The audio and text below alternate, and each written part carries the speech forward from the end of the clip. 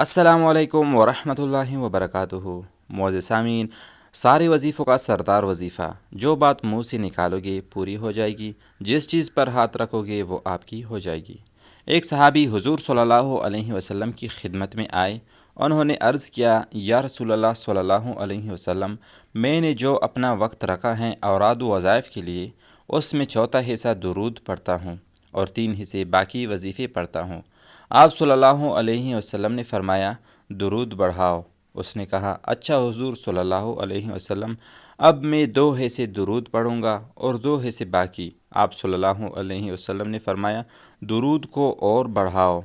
اور اس نے کہا، حضور صلی اللہ علیہ وسلم، اچھا میں اپنے وقت کے 3 حصے درود میں صرف کروں گا، 1 حصے میں باقی وظیفے پڑھوں گا۔ آپ صلی اللہ علیہ وسلم نے فرمایا، اور بڑھاؤ۔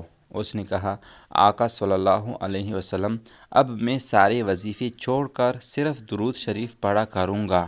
فرمایا، پھر اس درود کی برکت سے تیرا ہر غم مٹ جائے گا، اس لیے اور وظیفوں کی کیا ضرورت ہے جب درود پاک تمہارے پاس موجود ہے۔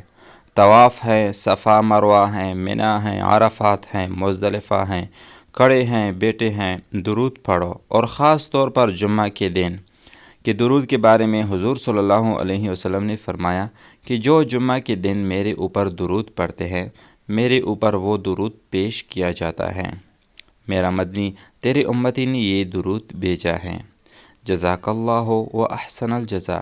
تو میرے محترم بہنوں اور بھائیوں، اگر ابھی تک آپ نے ہمارا یوٹیوب چینل سبسکرائب نہیں کیا تو جلدی سے سبسکرائب کریں اور بیل آئیکن کو دبائیں تاکہ ہماری آئندہ کی وظائف پر مشتمل ویڈیوز آپ کو پہنچے۔